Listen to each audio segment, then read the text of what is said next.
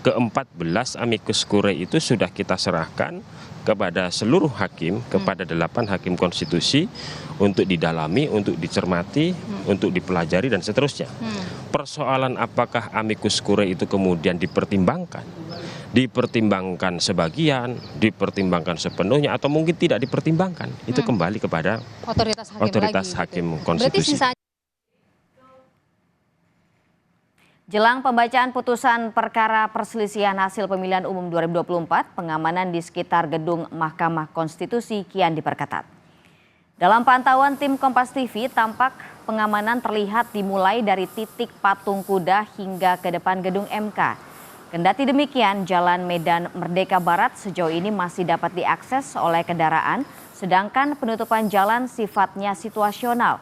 Melihat pergerakan massa yang rencananya akan ada aksi demonstrasi di depan gedung MK. Diketahui sidang putusan terkait perkara PHPU Pilpres 2024 akan dimulai pukul 9 pagi di ruang sidang pleno gedung MK RI.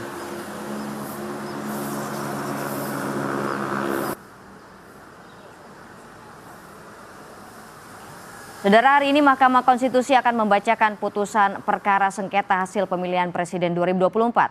Sidang putusan akan dimulai pukul 9 pagi.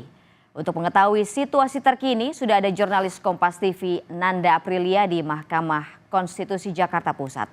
Selamat pagi Nanda, bagaimana situasi dan pengamanan di MK? Apakah ada aksi penyampaian pendapat jelang pembacaan putusan MK?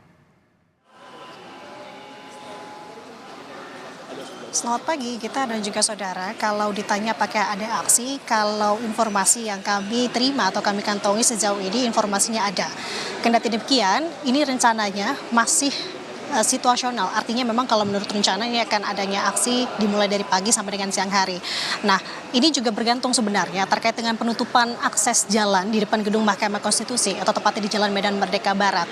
Yang dimana penutupan ini akan melihat lagi kondisi di mana aksi dari massa ini terjadi. Artinya ini sifatnya masih situasional. Sedangkan sejauh ini kita dan juga saudara terkait dengan pengamanan sendiri, baik dari sisi depan gedung Mahkamah Konstitusi ataupun di sisi dalam gedung Mahkamah Konstitusi, kami melihat sejauh ini sudah semakin ketat dari segi pengamanannya.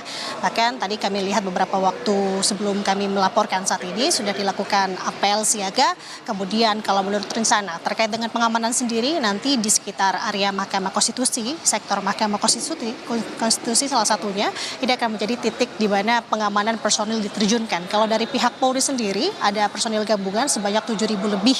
Nanti pihak pengamanan akan mengamankan baik di sektor MK, kemudian akan tersebar juga di sektor Bawaslu dan juga di sektor KPU. Artinya ada beberapa titik memang yang akan ditempatkan sistem pengamanannya sendiri. Nah, sedangkan kalau untuk di dalam di sini kita dan juga saudara bisa digambarkan memang untuk segi pengamanan ini ditingkatkan dari berbagai layer. Artinya layer depan tadi saya sampaikan di sekitar Jalan Medan Merdeka Barat, kemudian di sisi dalam ini layer dalam ini juga ada pengamanan. Jadi artinya memang ada petugas-petugas yang memang sudah dipercaya, sudah tersumpah untuk mengamankan jalannya sidang putusan hari ini kita dan juga saudara. Nah, tadi sudah disampaikan dalam pengantar bahwa untuk sidang putusan hari ini rencananya akan dimulai sekitar pukul 9 pagi di gedung Mahkamah Konstitusi RI 1, yakni di sidang pleno tepatnya di belakang saya ini. Kemudian juga sejauh ini memang ada beberapa pihak yang sudah terkonfirmasi akan hadir. Khususnya di sini ada dari pihak pemohon, baik itu pemohon 1, di sini Anies Baswedan dan juga Muhaimin Iskandar, dan juga pihak pemohon 2, yakni di sini ada Ganjar Pranowo dan juga Mahfud MD. Sementara itu ada 2 pemohon tersebut sudah terkonfirmasi akan hadir di sidang putusan hari ini, sedangkan dari pihak terkait di sini yakni Prabowo Subianto dan juga Gibran Raka Buming Raka sejauh ini memang masih belum ada status terkait dengan apakah pasti hadir ataukah tidak, karena informasi yang kami terakhir kutip berdasarkan dari Ketua Tim Pembela Prabowo Subianto dan juga Gibran Raka Buming Raka Yusril Iza Mahendra bahwa masih belum ada pastian sebenarnya, pihaknya juga tidak ada kewajiban juga kalau disebutkan, kalau kami mengutip apa yang disampaikan Yusril untuk hadir di sidang putusan hari ini. Artinya memang sangat dinamis sekali. Nah, kalau melihat lagi nanti terkait dengan bagaimana jalannya sidang putusan, ini merupakan babak akhir sebenarnya dari sepanjang rangkaian panjang terkait dengan sidang atau perkara PHPU Pilpres 2024 ini. Kita tahu beberapa waktu kemarin kita mendengar keterangan baik dari saksi, ahli, bahkan juga menghadirkan di sini ada 4 menteri terkait dengan perkara ini. Artinya kita akan tunggu seksama terkait dengan apa yang akan disampaikan dari putusan dari majelis hakim sendiri, karena kalau kita tahu, kita bisa kutip sedikit atau kita ringkas di sini, di mana memang secara maraton 5 hari berturut-turut, 5 hari lebih dimulai dari tanggal 16 kemarin, para majelis hakim Mahkamah Konstitusi ini melakukan rapat permusyawaratan hakim untuk menentukan sebenarnya putusan apa yang akan dibacakan hari ini. Jadi ini menjadi hal yang pasti kita tunggu-tunggu bersama, khususnya kita dan juga saudara. Kita akan nantikan bagaimana jalannya sidang putusan hari ini sekitar pukul 9 pagi nanti kita. Sidang dimulai pukul 9 pagi. Jawaban atas gugatan mana yang akan dibacakan terlebih dulu, Nda? Baik, kita untuk teknisnya memang nanti akan digabung. Artinya baik dari gugatan 1 dan juga gugatan kedua atau pemohon 1 dan pemohon 2 ini akan digabungkan. Artinya siapa yang lebih dulu kita akan melihat nanti bagaimana teknisnya. Tapi melihat dari pemohon 1 di sini ada dari pihak Anies Baswedan dan juga Muhaimin Iskandar, bisa kemungkinan akan dimulai dari keputusan dari pemohon 1 terlebih dahulu. Tapi tidak ada hal yang menutup kemungkinan di sini. Kita melihat dari bagaimana nanti kebijakan dari hakim sendiri untuk memutuskan siapa yang akan lebih dulu dibacakan terkait dengan putusannya. Jadi ini masih sangat dinamis. Bagaimana nanti hasilnya pun juga akan kita lihat dan kita tunggu-tunggu bersama. Kembali kita dan juga saudara kita akan saksikan nanti sidang putusan terkait dengan perkara PHPU Pilpres 2024 pada pagi hari ini. Terakhir, Nda, apa saja poin gugatan sengketa Pilpres yang akan diputuskan oleh MK, Nda? Baik, kita sebenarnya kalau kita kutip, kita rangkum begitu ya, sebenarnya ada banyak sekali petitum, baik dari pemohon 1 ataupun juga dari pemohon 2. Nah, kita akan jabarkan setidaknya untuk gabungan, memang kalau dari pihak atau gugatan dari masing-masing pemohon ini kurang lebih memang memiliki poin-poin yang sama, artinya terkait dengan kecurangan Pilpres kemarin, kemudian juga adanya penyalahgunaan atau penyalahgunaan bansos di sini yang kemana kemarin kita tahu ini menjadi pembahasan yang kerap kali dibahas juga di muka sidang. Nah, ini kalau mengingat lagi apa saja poin-poin gugatan, kita akan sedikit sampaikan di sini khususnya dari poin gugatan Anies Baswedan dan juga Muhaimin Iskandar.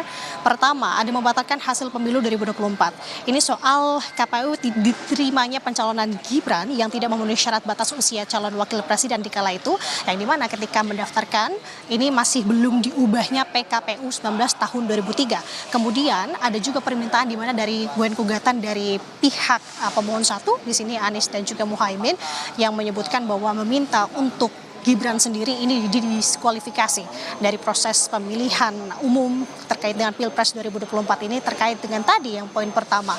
Kemudian untuk yang ketiga, ini lebih membahas terkait dengan kecurangan-kecurangan seperti halnya manipulasi data pemilihan tetap, kemudian surat suara tercoblos dan juga TPS ganjal sampai dengan penyalahgunaan atau penyelewengan bansos juga ini menjadi gugatan. Nah, ini sama sebenarnya, tidak jauh berbeda dengan poin gugatan yang dilayangkan oleh pemohon 2, yakni Ganjar Pranowo juga Mahfud MD, yang dimana meminta agar KPU membatalkan putusan hasil penetapan presiden dan wakil presiden yang diumumkan pada Rabu.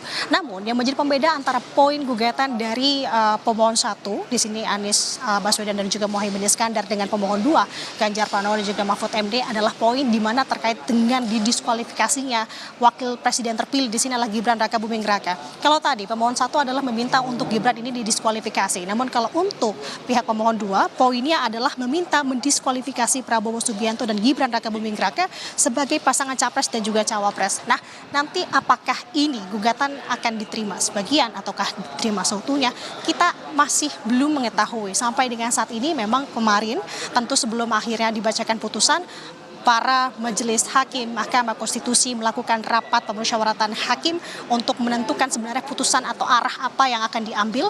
Kita juga tidak mengetahui sebenarnya apa yang dibahas dalam RPH. Ini sifatnya memang sangat tertutup. Artinya kita sama-sama menunggu di sini kita apakah gugatan-gugatan yang dilayangkan dari masing-masing pemohon ini dapat sepenuhnya diterima ataupun apa yang akan terjadi nanti. Sifatnya sangat dinamis. Kembali ke studio kita. Nanda Aprilia melaporkan langsung dari Gedung Mahkamah Konstitusi Jakarta. Terima kasih Nanda atas laporan Anda.